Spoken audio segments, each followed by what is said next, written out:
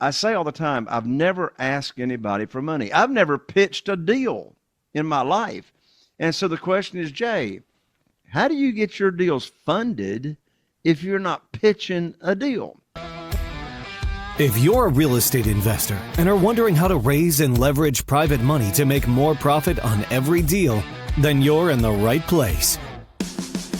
On Raising Private Money, we'll speak with new and seasoned investors to dissect their deals and extract the best tips and strategies to help you get the money, because the money comes first. Now here's your host, Jay Conner.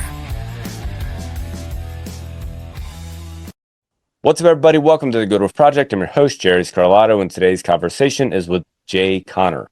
Jay is the host of the Raising Private Money podcast and the author of the book, Where to Get the Money Now. This is a very tactical conversation that Jay and I have when it comes to raising private money. If you have ever thought about being in real estate investing, or on the other end, if you've thought about putting your money somewhere or investing your money somewhere, being a private lender is an option. And so Jay goes over some of the tactics and strategies that you can use on both ends. If you're a real estate investor and you're seeking to find a way to get money so that you don't have to go to a bank and jump through hoops and give them all your financials and let them know what's going on with your whole life, there are options. There are different options. Or if you're somebody who's trying to figure out where to put your money, you want it to go somewhere, then there are people out there who are really good at, I have friends who are really good at investing in real estate, and they will give you a return on your money. So you have options. You have options on both sides.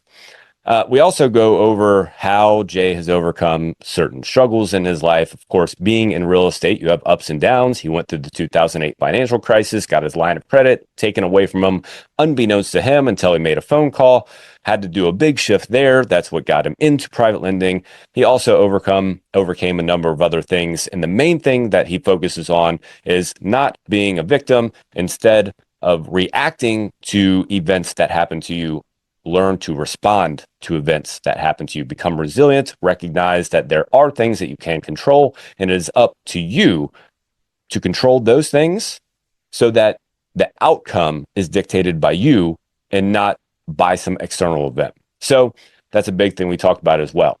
Get your pen and paper out and get ready to enjoy this conversation with Jay Conner. All right, Jay, I figure we might as well start where I was about to ask you. I have a bunch of places where I want to go. But go ahead and tell me, what's the difference between, we were talking beforehand for everybody who's listening, just catching up and shooting the stuff. And Jay happened to mention the difference, not the difference, but that he was a private lender, a specialist in private lending, not hard money lending. So tell me what's the difference, because I think in my mind, I always felt like they were the same, but clearly there's a difference. Yes, there's a big difference. By the way, Jerry, thank you for inviting me to join you here on your show. So, and it's very easy for real estate investors to be confused and think that private money and hard money is the same thing, because hard money lenders and brokers call themselves private money lenders, right? Which really makes it confusing. It messes it up. So here's the difference. A hard money lender is typically, it's institutional money is what it is, but it's a brokerage that has gone out and raised private money from individuals, and these individuals are investing in the hard money lender's fund. And then the hard money lender, as a broker, turns around, lends that money out, typically at a higher rate, and also makes their money by charging origination fees and points and some junk fees and extension fees and that kind of thing. And the hard money lender makes the rules. They are the underwriter, which is, of course, traditional. Typically, the hard money lender or any kind of institutional is going to create the terms. They're going to set the maximum loan to value. They're going to set the frequency of payments. They're going to set the interest rate, etc. Well, that's hard money. And by the way, I say, and some of my best friends are hard money lenders. I say establish as many relationships as you can with as many funding sources, right? Yeah, for sure. But the difference, what is private money if it's not hard money? Well, private money is when the real estate investor is borrowing money directly from another individual, doing business directly with an individual, a human being that's got either investment capital and or retirement funds that they can lend out and get high rates of return safely and securely. So it's a one-on-one transaction with no middle person involved. And in this world of private money, the lender does not make the rules. We make the rules. Now, that right there is a mind shift. You see, Sure. Instead of applying for a mortgage, there's no applications. You're already approved. Your credit's got nothing to do with how much money you can get. And so we make the rules. We set the interest rate as the borrower. We are our own underwriter. We set the frequency of payments. We set the maximum loan to value. So what we're doing is we're offering an opportunity primarily to people that have never heard of this world. They've never heard of private money, never heard of private lending. They've never heard of self-directed IRAs and how they can take a current retirement account that is, say, at Charles Schwab or Morgan Stanley or Edward Jones or a 401k from a previous employer or even a current employer if they've been there long enough, and transfer those retirement funds over to a IRS-approved self-directed IRA company. They can then lend that money out, that retirement money out, and earn either tax-deferred or tax-free interest income without having to report anything to the IRS. And so this whole world is like brand new to most people who are walking around. And now, if you're doing business with an existing private lender, an individual that's already loaning money out, then, in that case, you're not putting on your teacher hat, private money teacher. I like that. They already know what it is. So now if you're talking to an existing private lender that's already loaned money out, now that's a negotiation conversation. I don't want to have a negotiation conversation with my private lenders. I got 47 private lenders personally, myself, now. And not one of them had ever heard of private money, private lending, self-directed IRAs until I put on my teacher hat and I shared this with them. I've never asked anybody for money, Jerry, since I started doing private money all the way back in 2009. I'd been investing from 2003 to 2009, just going to the local bank, borrowing money for my deals. That's all I knew to do. And then, of course, that changed abruptly in January of 2009 when I lost my line of credit at the bank with no notice. And there's a story that goes along with that. But anyway, I learned about private money, raised a couple of $1 million in less than 90 days from people that had never heard about private lending, private money, self-directed IRAs, until I told them about this program I'd put together, this opportunity. And, of course, there's steps that I can talk about as to how to go through that. But that's a long answer to your question as to what's the difference between hard money lending and private money. Yeah, well, it's a clarifying answer. More importantly, it's interesting because so many people don't. I talk to a lot of business owners or want to be business owners.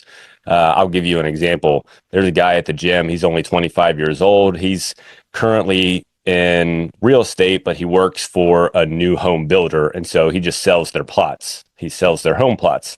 And that's how he makes money. And he does coaching on the side. He's a big fitness buff, so he does fitness coaching on the side.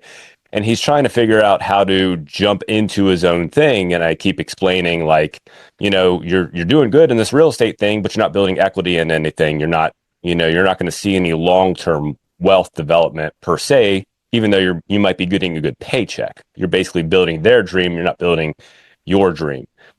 And one of the things he has a hard time grasping is this idea that we're talking about. It's like, you don't have to have the money to go start the thing that you want to start.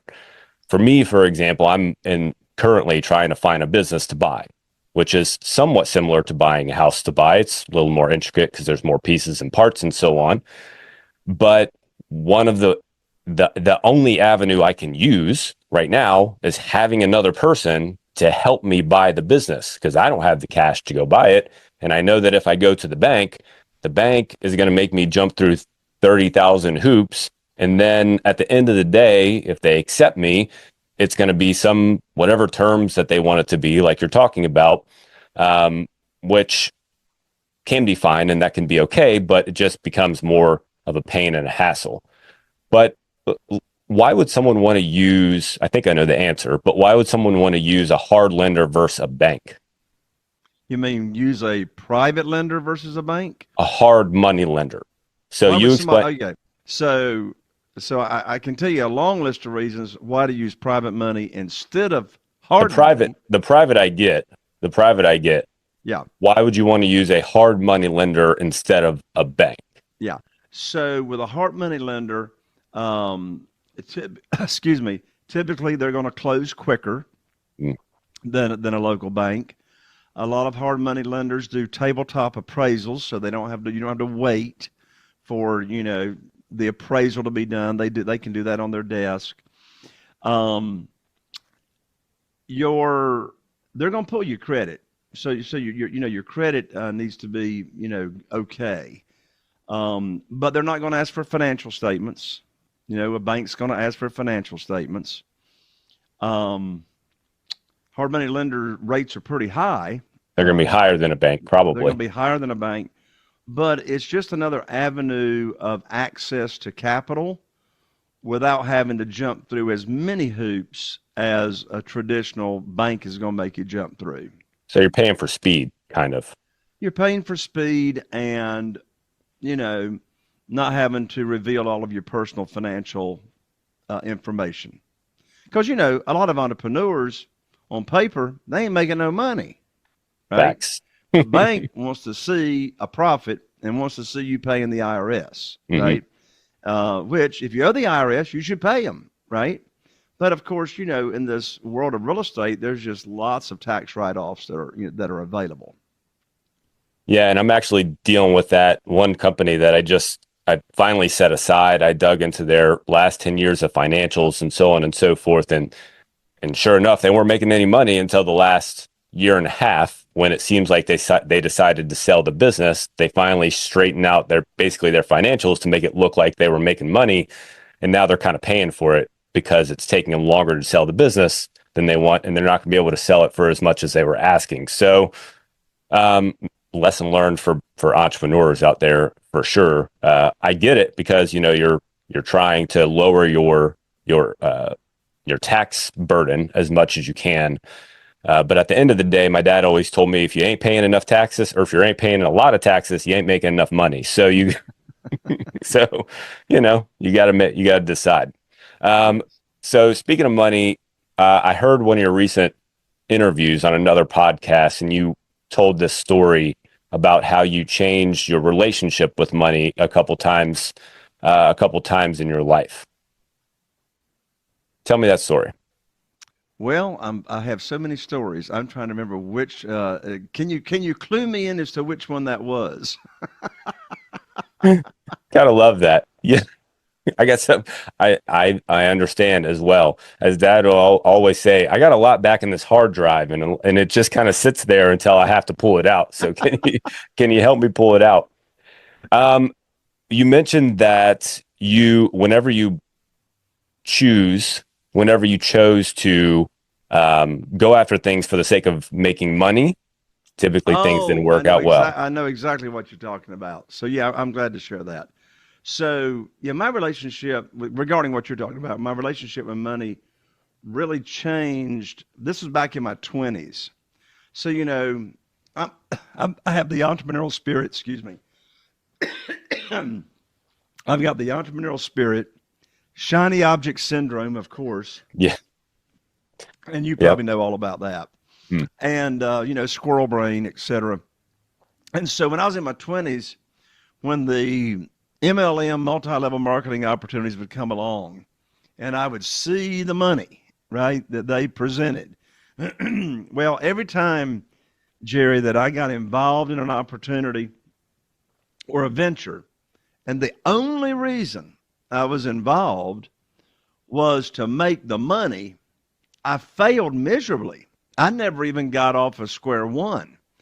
And So the lesson learned on that is to be successful, I've got to be passionate.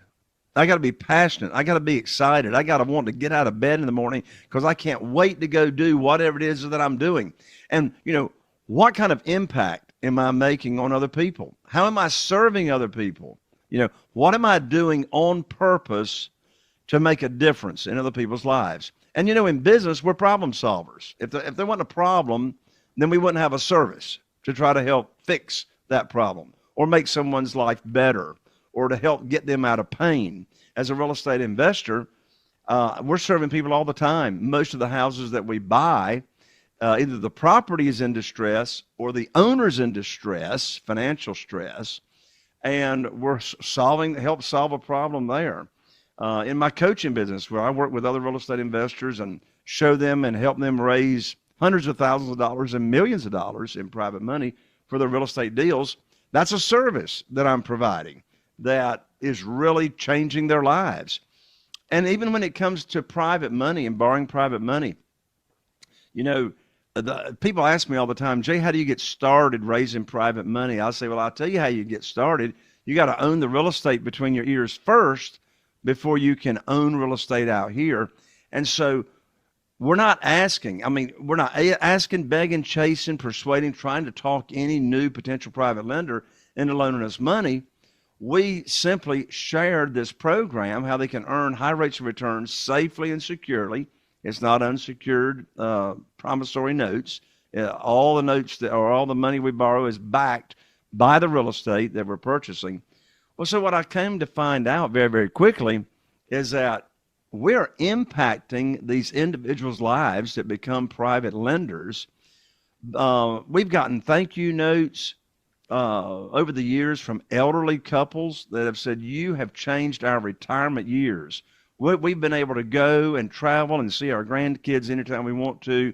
They had the principle, but they didn't want to touch the principle. They wanted to live off of that principle. So yes, the relationship with money. Now, of course, you got to have a good business plan, of course, to make money. Yeah. But if that is your sole driving force, then people, number one, you're not going to be successful. Number two, people that you're looking to sell something to or offer something to, they're going to see right through it. Yeah, sniff it out. Desperation's got a smell to it, right? And I tell people all the time, the worst time in the world to be trying to raise money for real estate is when you need it for a deal.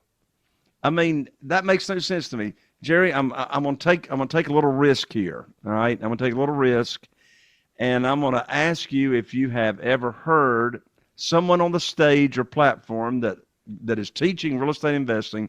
Have you ever heard them say this to the real estate investors, the newbies in the audience, quote unquote? Oh, just get the deal under contract. The money will show up. You ever heard that? No. You never heard that? Well, I have heard it many times. It makes Have you heard it? I have heard it in business terms, yes, but I admittedly haven't been to many real estate. But in business, I've heard it. That's why I laugh, because in business, I do hear that a lot. Yes. Yeah. And I want to say, where is the money going to show up? Is it just like going to rain out of clouds, right? So that's why I practice and preach all the time. Get the money first. The money comes first. Think about how much more confident, how many more offers people would make on real estate deals if they first got the private money burning a hole in their pocket. Now, I need to be clear on something here. I've mentioned already that, I got 47 private lenders right now funding my deals, $8.5 million in private money that we, use on different projects. So I say all the time, I've never asked anybody for money. I've never pitched a deal in my life. And so the question is, Jay, how do you get your deals funded if you're not pitching a deal? Well, here's the secret sauce. Don't miss this. We're going to separate the conversations with a new potential private lender. They can be people that you've already, you go to church with or in your cell phone, ever how you know someone. We separate the activity and conversation of teaching the opportunity, because we pay the same rates on no matter what the deal is. and the frequency of payments and the length of the notes. So we teach the opportunity, the program, without a deal attached to it. And then once they understand the program, they like the program, they tell us how much they want to start with to invest. And by the way, they always have more than they tell you. How much they want to start with. Is it retirement funds? Do I need to introduce them to a self-directed IRA representative at a company that they can transfer their retirement funds over to and then be a private lender with that money? And so they tell me how much they got to work with. And then I tell them, I will put your money to work for you just as soon as possible. So then a few days goes by, maybe a week or 2 weeks goes by. Now here's how I get the deal funded without ever asking for money and never pitching a deal. So let's say, Jerry, you're one of my new private lenders. Let's say you had $150,000 already in a retirement account, maybe a previous 401k, or maybe that $150,000 is with Morgan Stanley or Charles Schwab or Edward D. Jones, and you're not happy with the returns that you're getting. So I introduced you to the self-directed IRA company. You move that money over with no tax triggering, no tax effect. And I told you, all right, Jerry, I'm going to call you up as soon as possible and put your money to work for you just as soon as possible. So now I got a deal for you to fund. I pick up the phone. By the way, Jerry, you may find it interesting. We actually still have receivers and cords. Look at that. Wow. Carolina. That's incredible. A lot of people haven't even seen it. Is it a turn phone? What is no, it's not. That it's got push button. It's got push button. Fancy. But anyway, so now I'm going to call you up and you're going to fund one of my deals. So I pick up the phone, I call you, you say hello, and you and I have a little chit chat. Here's the exact script that I say to my private lender when I got a deal for him to fund. I'll say, Jerry, I've got great news for you. I can now put your money to work. I've got a house in Newport under contract with an after repaired value of $200,000. The funding required for the property is $150,000, which matches up to what you have. Closing is going to be next Friday, so you'll need to have your funds wired to my real estate attorney's trust account by next Thursday. I'm going to have my attorney email you the wiring instructions. That's the end of the conversation. The most stupid thing in the world I could ask you is, do you want to do the deal? Of course you want to do the deal, because you're not making any money until I put your money to work and it's just sitting there in the account getting nothing.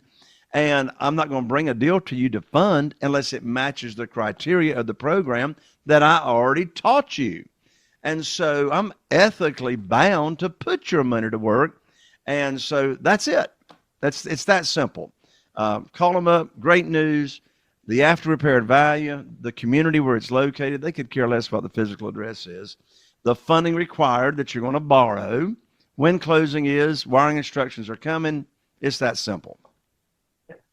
So I love the storytelling part of it in the beginning. Essentially, you're getting them on board with what's going to happen. You're letting them know what, like, here's the program that I'm running, here's the thing that I'm doing, and you're letting them know how they're going to get a return on the money. Yeah, it's just like the way the program works is it's just like them taking $100,000, $200,000, whatever dollars, and putting it in the local bank certificate of deposit. So the private lender doesn't own any of the project. They're not joint venturing. They're not getting any of the profits. They're getting a set rate of return, which is 8%. I've been paying 8% since February 2009. I'm still paying 8% today. And they know exactly what their rate of return is going to be, which, by the way, now that I mentioned the 8% I've been paying since 2009, in recent months and past year or two, people will ask me, they'll say, Jay, how in the world are you still only paying 8%? And the market rates have gone like sky high out of the ceiling. I said, well, that's a good question. And here are the two answers. The first answer is, I make the rules, not the lender, right? So I make the rules. Number two, prior to COVID, the 12-month annual certificate of deposit average interest rate got down to 0.17%. Today, you can get about 4%, right? Well, guess what? 8%, last time I calculated, 100% more. 8% is a lot better than 4%. Oh, for sure that is.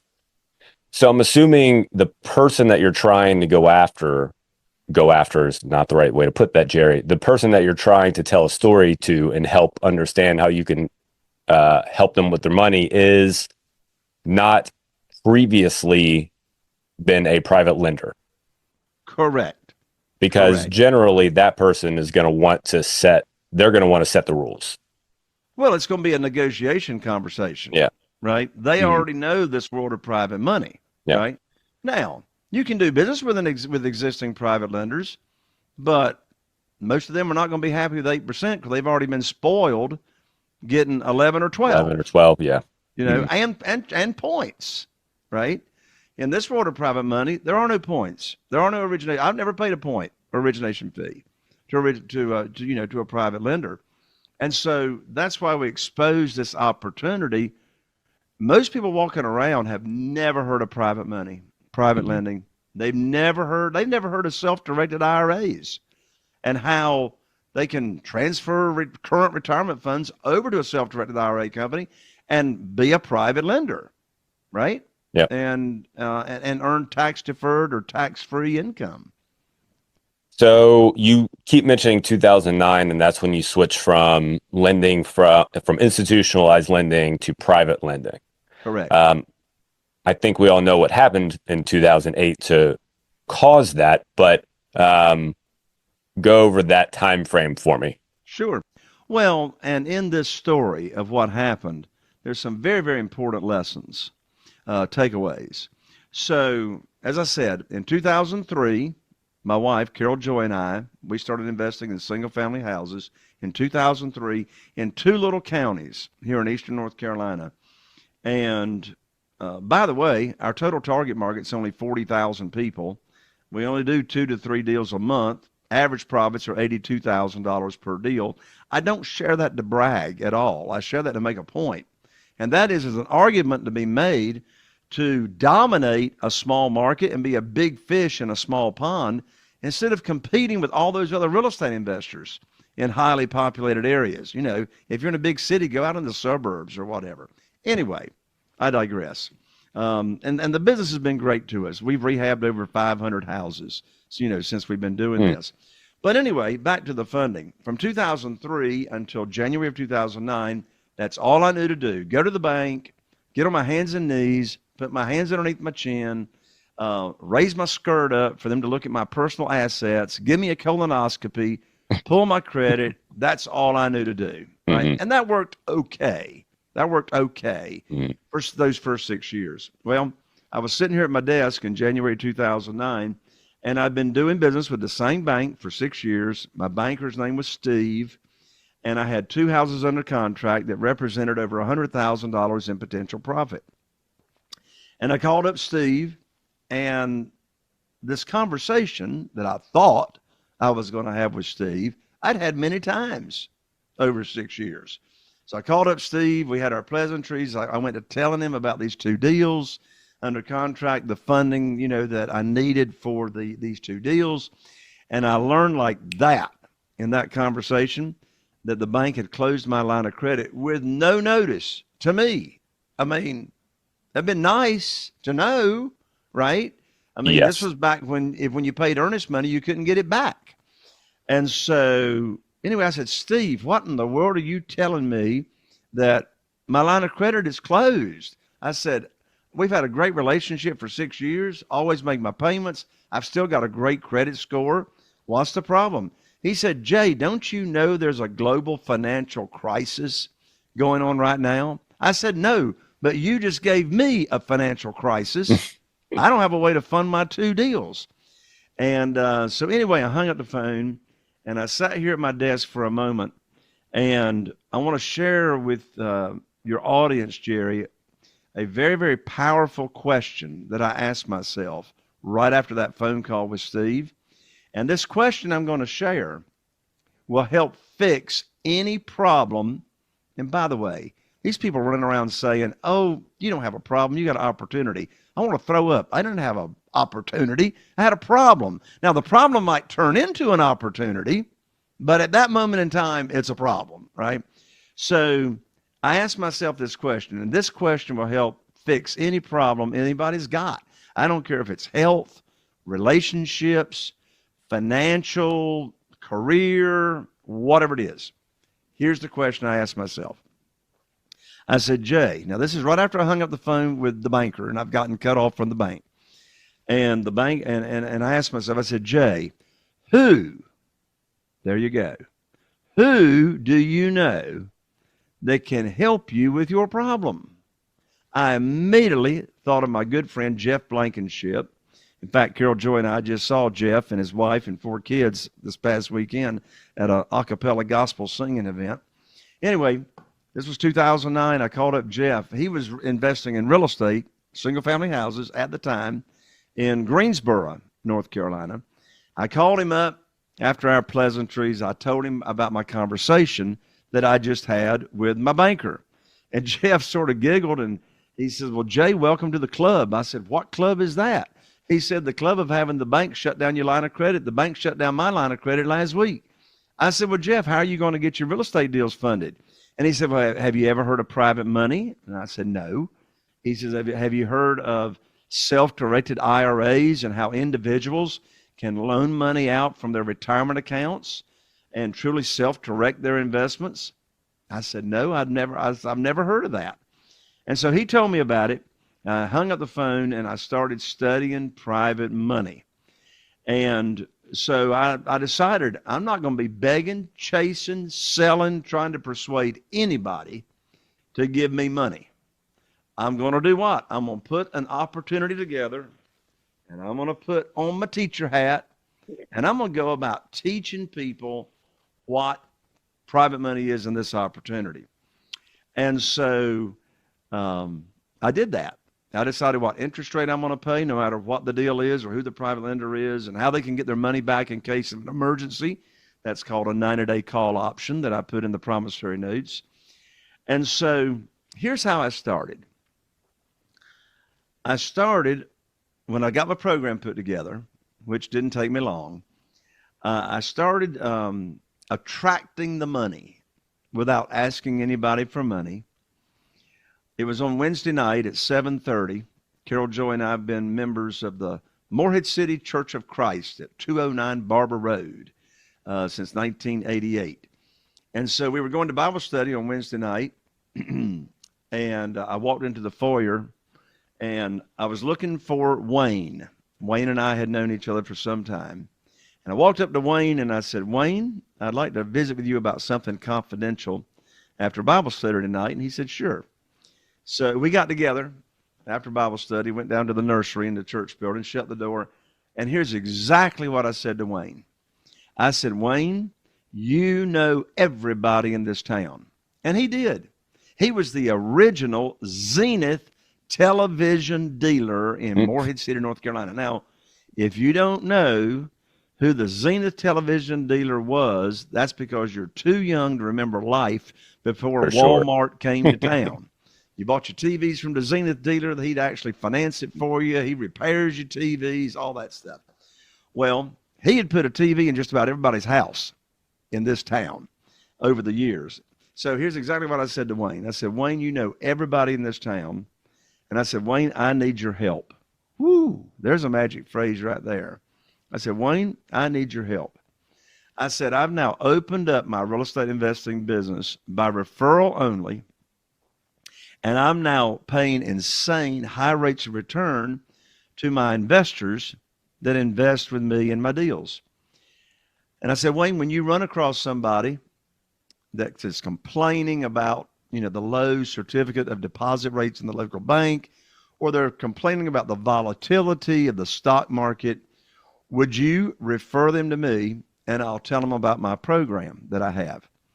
And Wayne looked at me and he says, well, now, Brother Jay, what you talking about there? What you got going on? And I said, well, Wayne, are you saying that you might be interested? He said, well, I might be interested. I said, well, why is that? He said, well, we're losing money in the stock market, and I'm only getting, just a little bit of interest, in the CDs at the local bank. He said, what kind of rates are you paying? And I said, well, Wayne, that sort of depends on the deal. I said, but, what sounds high to you? And he said, well, right now we're only getting 3% in the local bank. And that's what it was back in 2009. And he says, I don't know, I guess 5 or 6% would be pretty high. I said, Wayne, I can't pay you 5 or 6%, but I can pay you 8%. And he said, put me down for $250,000. And so the next day I went to his and his wife's home, and I went over the entire program that I'd put together. Length of the note, interest rate I'll pay, frequency of payments you'll receive. They would be interest-only payments. That way you make more money, helps my cash flow because you keep all of your principal invested, et cetera. And so over 2 cups of coffee, that $250,000 became $500,000 by that next afternoon. Notice I did not bring up any deal at all in that initial conversation. I just talked about the program, right? And so they were losing money in the stock market, and they were getting older. So our elderly private lenders particularly love this program because they make a great rate of return. It's safe and secure because I'm not borrowing any unsecured money. They're getting a deed of trust or a mortgage backed by the real estate, backing that note by the real estate. And they don't have to worry about the volatility of the value of their investment because their principal loan amount remains the same until cash out. So they know exactly what the return is going to be. Yeah, I love at the beginning of that, you went over the question, the who. And I think that's important to note or important to point out because most people go to what.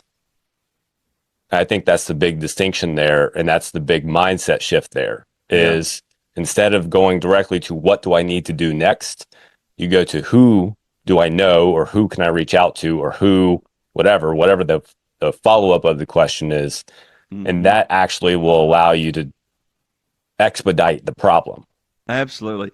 Have you heard of the book? It's a pretty recent book written, co-authored by Dan Sullivan and Dr. Benjamin Hardy. And the title of it is Who, Not How. I haven't. Oh, I highly recommend it. I know both of them, but no, I haven't read that or I haven't heard of that one. Yes. Who, not how. Highly recommend it. But you're right. You know, and particularly us guys, I mean, we think we've just got to do, you know, we're all macho guys. We got to do everything, you know, on our own. Oh, yeah, I got to figure it out. And figure it out by ourselves. Well, that's not a very wise way to look at things, right? The book of Proverbs, Solomon said that there is wise counsel among many counselors. So we all need people to help us out, you know. And if I had not called up Jeff Blankenship, I probably would have been out of business, right? I probably would have been out of business. Well, because it sounds like he basically gave you a couple of nuggets to think about, and then you basically went from there and expanded it on your own. Not your own. I'm sure you asked other people and helped gather information that way as well, but you put a program together based on a conversation with a friend. Absolutely. And what did I do? I sought out a conference to where I could learn all the details about how private money works. And that's what I did. I went to that conference within 2 weeks of talking to my buddy Jeff, and I learned all the details of how to put your own private money program together, how to share it with other people and teach it. And so I put it on steroids. And then 2 years later, in 2011, I started doing the same thing, coaching and teaching other real estate investors how they can get all the private money and funding for their deals, never miss out on a deal for not having the money, and do it all without ever having to ask for money. You know, another way that I raise a lot of money without, and my mastermind members as well raise a lot of private money without asking, is we put on private lender luncheons or private lender events. And we'll invite 20 or so people from people that we know, you know, wherever you know them from in the community, you know, are you involved in any civic clubs or whatever, and invite them and have your CPA there, have your real estate attorney there, have your realtor there that you work with. And I've got a PowerPoint presentation that my mastermind members use, and you feed them lunch, and it takes only 20, 25 minutes to go through the PowerPoint presentation. You're not pitching any deals. You're just exposing people to this program. And we've got a little interest sheet that we have pass out on the table after I finish. Are you interested? If so, how much? You want more details or whatever? Again, I'm not asking for money. I'm just asking for their interest level. And I've raised $969,000 at just one private lender luncheon myself. So you don't have to run around town with your hair on fire, chasing and begging and selling and persuading. You're offering this opportunity. Now, I did say in my story that the problem can become an opportunity, which it did. For example, Jerry, the opportunity to be on your show here with you would not have happened.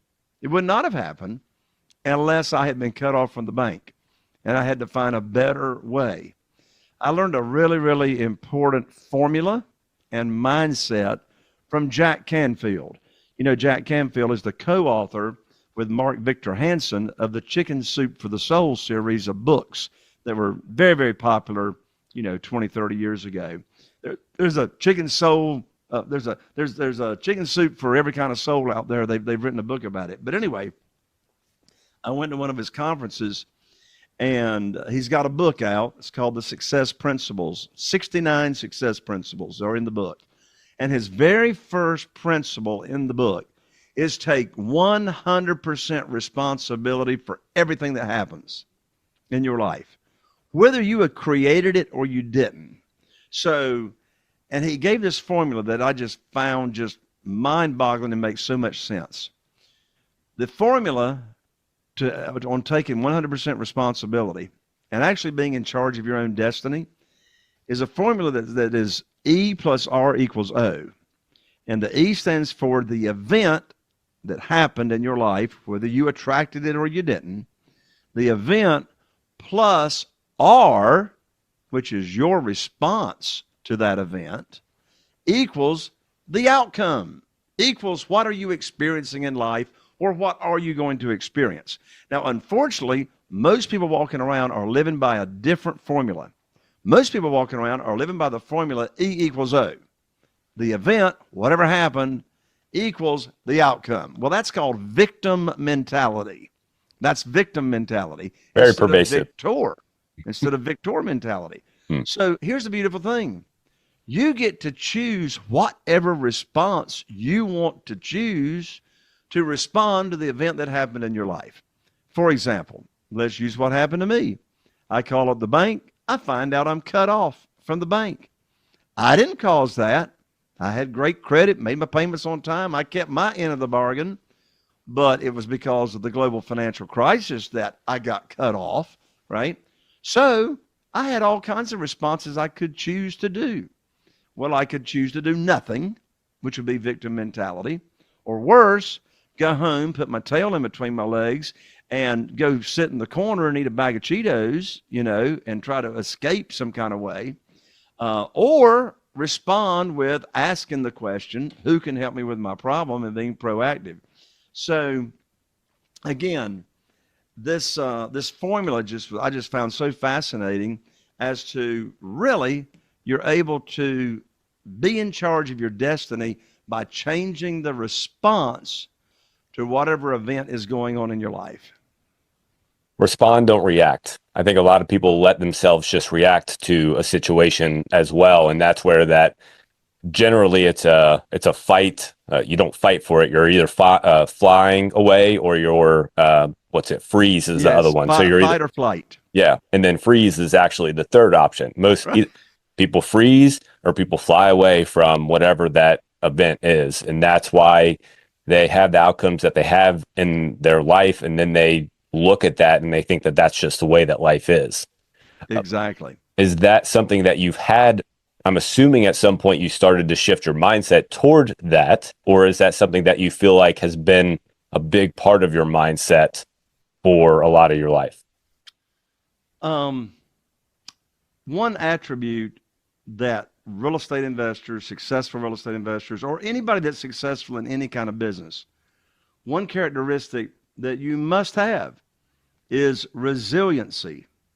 Resiliency. When I was a little kid, my granddaddy got me a pony, And when the pony threw me off, my granddaddy told me, he says, Jay, you got to get back on that pony right now or you'll never ride that pony again. And so I have a little sign over here that says, get back on the pony now, right? And so I became resilient when I became an entrepreneur and went into business totally for myself. And so no, I wasn't always like that. I don't believe. I think that came with maturity, and when you're in business for yourself, I mean, you either got to make it or you ain't going to make it, right? And the reason I say you want resiliency is because, trust me, I don't care what business you're in, problems are going to come along, obstacles are going to come along, and so be resilient. Have your consultants, and by the way, that also brings this thought up. Don't make the stupid mistake that I did that cost me hundreds of thousands of dollars. When I started out in business and investing in single family houses, I didn't go get a coach or a mentor until I got cut off from the bank. And here I was out here trying to figure it out by myself. So when you're starting out in business, for goodness sakes, get the right mentor, get the right coach that already understands that industry inside and out. And here's what I say. You're going to pay for your education one way or the other, and it's a whole lot cheaper to pay for your education. That's true. So you don't have to learn from your mistakes. You can learn from somebody else's mistakes, right? So true. And just save yourself time, energy, and money. I was so blessed, Jerry, to get to meet, my wife and I were able to meet a few weeks ago, John Maxwell, and he was the keynote speaker at a mastermind that Carol Joy and I are involved in. And at the end of his talk, best speaker, motivational speaker I ever heard in my life. He blew me away. And so he opened it up for Q&A after his talk. And one lady asked him in the audience, she says, if there's only one thing or characteristic that you could attribute your success to, what would that be? And he immediately knew the answer. He says, I just fail a whole lot more than anybody else or other people. And of course, he went on to explain what that means. He says, on average, when you're trying something new by yourself, you're probably going to fail 70% of the time and you're going to win 30% of the time. He says, so somebody else might try 10 things new and fail 7 times and they win 3 times. He says, I'm going to try 100 things new. I may fail 70 times, but I got 30 wins and not 3 wins. And he even wrote a book a few years ago called Failing Forward. And I highly recommend the book. So I may have already said it on your show, Jerry. I don't know, but if I did, I'll repeat myself. Success is a lousy teacher. Success is a lousy teacher. Failure is where you learn your lessons. True. John Maxwell, he's another great one, for sure. He's got a whole plethora of books that are worth going through and digging through. It'd take you a long time to read them all, but I'd say that if you only read his books, you'd be in pretty damn good shape for sure. For sure. No, a couple of your stories make me think about, we were talking about my friend Bob, who's in a couple of masterminds right now, one that you were in previously, and then another one. And before that, he wasn't in anything. He wasn't a conference goer or anything like that. Didn't have a coach, did a lot of work. And like you said, failed a lot in his real estate journey. And he's like, man, I should have done this so long ago.